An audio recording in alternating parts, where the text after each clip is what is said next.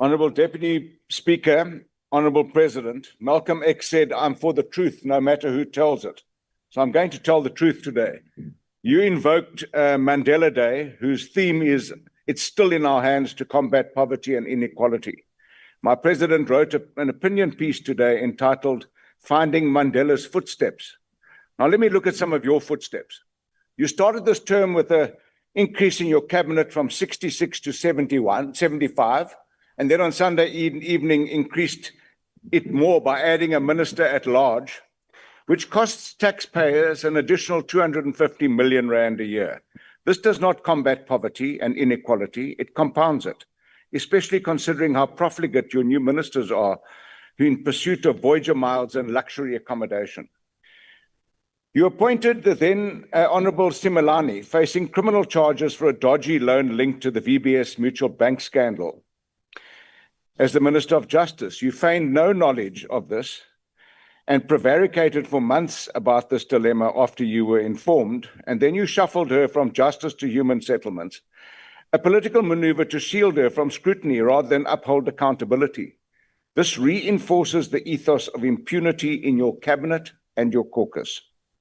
Members of your executive routinely undermine parliamentary oversight, either by failing to answer questions altogether or by submitting replies that evade substantive issues raised. The same applies to ministerial correspondence.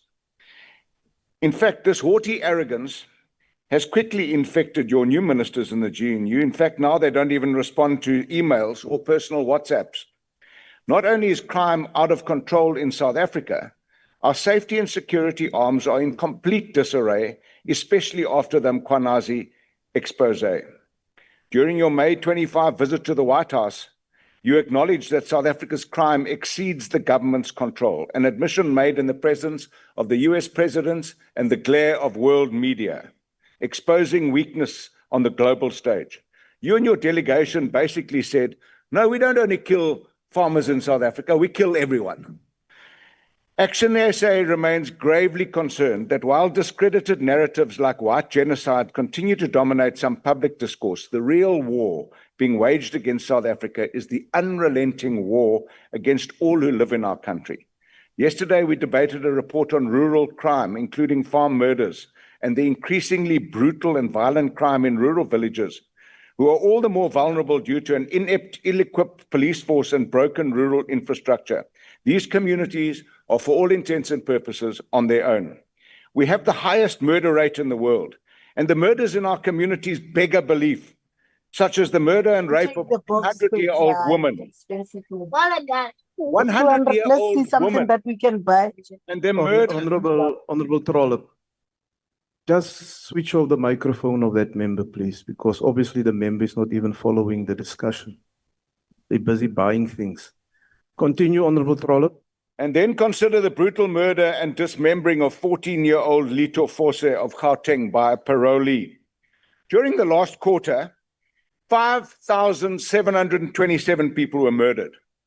And then worse, almost, if it can be, more than 3 times that number are women and children that have been sexually violated. These victims might still have their life, but their lives are destroyed, and some wish themselves dead. Under the GNU, South Africa's economy has been unable to grow at more than 1%, lagging way behind our emerging market peers that are growing at 4%. You and your government have coined the phrase job opportunities, and you were breastbeating here this afternoon that people are flocking to our country to see how we've achieved this. Yet we have the highest unemployment and highest youth unemployment in the world. This is not the truth.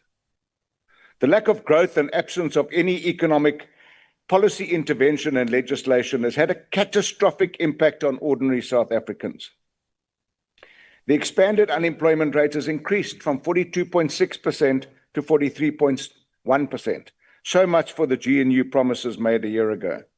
Despite your claims about tourism growth and logistics interventions, we continue to see key manufacturing sectors shedding jobs and closing down, increasing the ranks of the unemployed. The new 30% tariff imposition by the USA will compound this because neither you, your White House delegation, and your rejected US envoy have been able to convince President Trump that ours is not a corrupt, inappropriately aligned nation of racial discrimination. No, Mr. President, you are not following in the footsteps of President Mandela. You and your government are not combating poverty and inequality. You're increasing it. As for your budget, we cannot support it against such woeful performance. Thank you.